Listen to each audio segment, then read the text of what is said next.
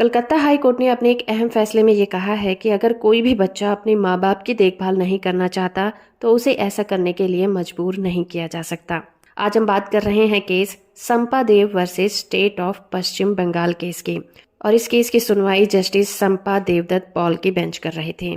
इस केस में Calcutta high court ने अपने एक अहम फैसले में कहा कि कोई भी कानून किसी बच्चे को उसके माँ बाप की सेवा करने से नहीं रोक सकता, और उसी तरह से किसी भी बच्चे को उसके माँ बाप की सेवा करने के लिए मजबूर भी नहीं किया जा सकता अगर वो बच्चा नहीं करना चाहता।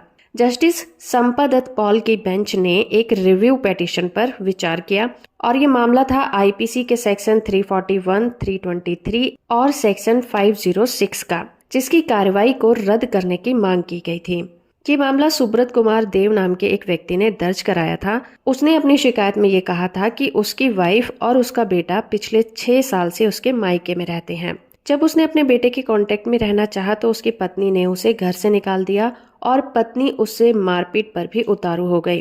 कोर्ट ने इस केस में मामले के फैक्ट्स को देखा, जिसके बाद कहा कि पत्नी जिस स्कूल में पढ़ाती है वो उसकी माँ के घर के पास है। उसकी माँ दोनों आंखों से अंधी भी है और उसके पिता की डेथ हो चुकी है, और माँ की देखभाल करने वाला कोई भी नहीं है। उधर पति कोई काम नहीं करता और उसकी फैमिली में उसके माँ बाप की भी डेथ हो चुकी है। हाई कोर्ट ने कहा कि अगर पत्नी अपनी माँ की सेवा करना चाहती है तो उसे ऐसा करने से दुनिया की कोई भी ताकत नहीं रोक सकती, और पति की फैमिली में कोई नहीं है और ना ही वो कोई काम करता है। पत्नी ही सारे घर का खर्च उठाती है, और जहाँ वो काम करती है वो स्कूल भी उसकी माँ के घर के पास है।